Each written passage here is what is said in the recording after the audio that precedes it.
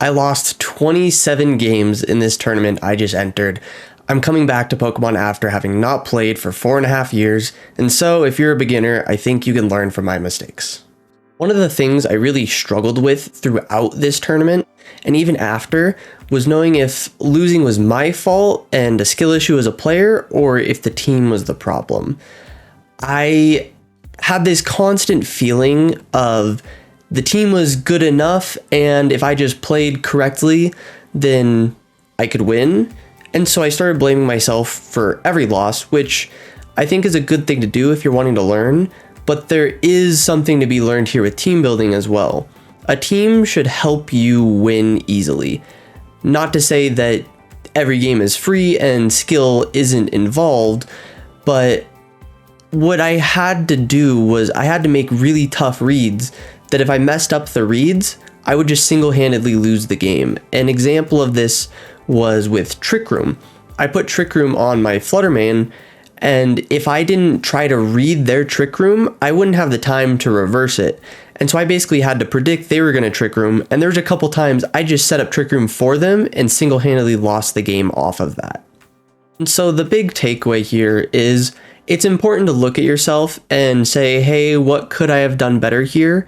But for me, I think I did that a little bit too much, which might not be something other people experience, but I'm sure there's a handful of you guys that are very hard on yourself and don't want to blame your team. But the way I kind of deal with that is, at least for me, I build my own teams.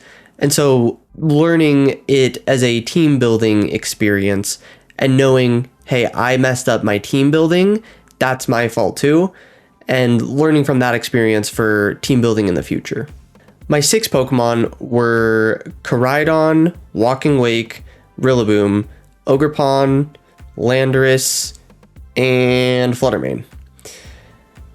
The problem I kept running into is I believed Landorus was strong. Playing 4.5 years ago was a time where he was really dominant, and Incineroar was still very strong, but it was more so in a transition period of Incineroar dethroning Landorus rather than it had been a done deal.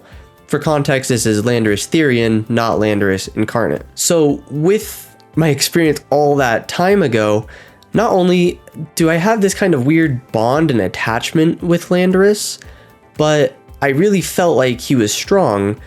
But the issue is he wasn't in this team.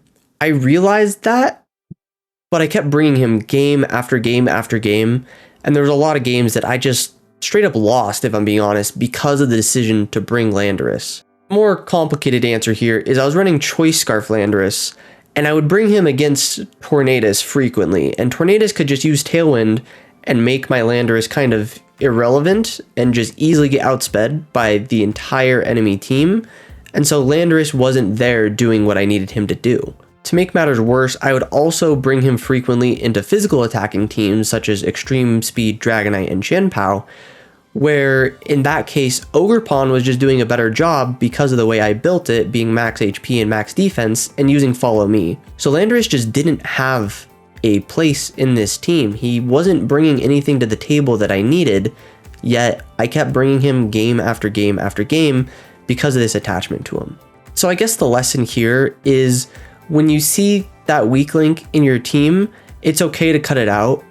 I was in a tough spot because I'm in the middle of a tournament. I can't just swap out Landorus, and really what I needed to do was cut my losses, stop bringing him, and treat the tournament as if I had 5 Pokemon instead of 6.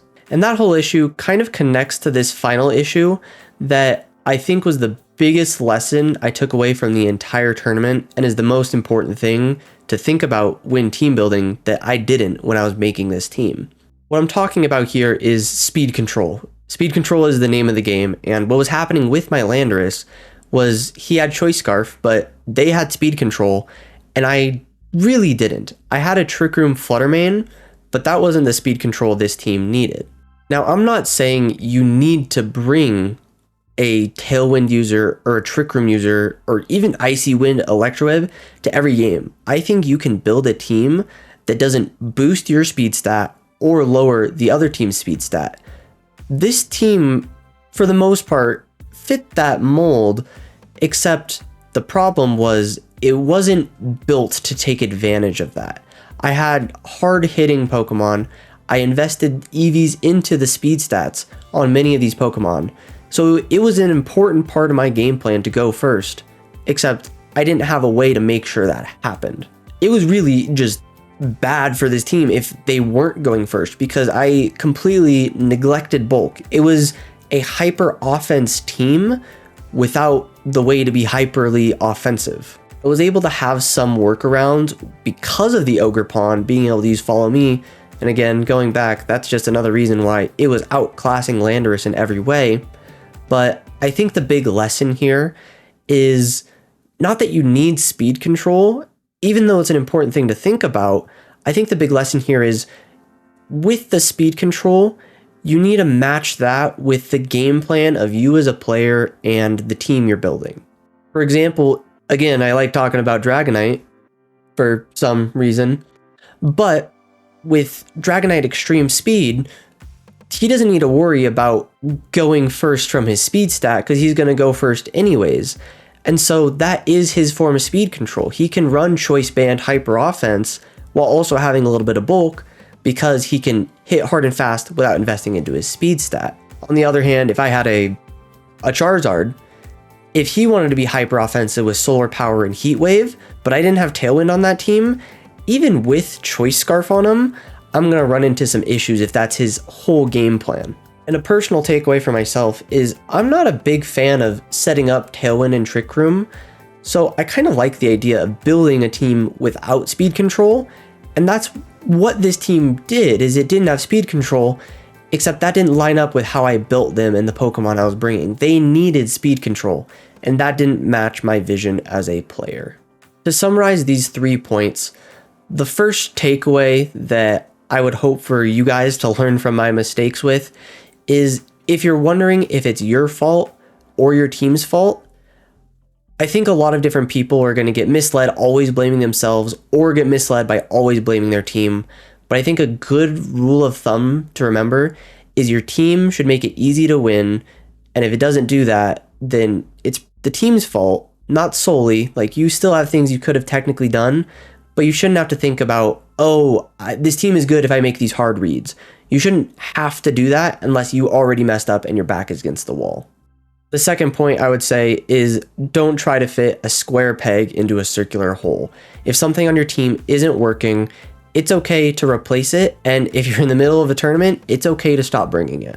And finally, the most important lesson is when you're team building, think about speed control and think about if your team really needs speed control, and think about you as a player. Do you like using speed control? Most teams do, and most players do take advantage of speed control, but I wouldn't make it the default.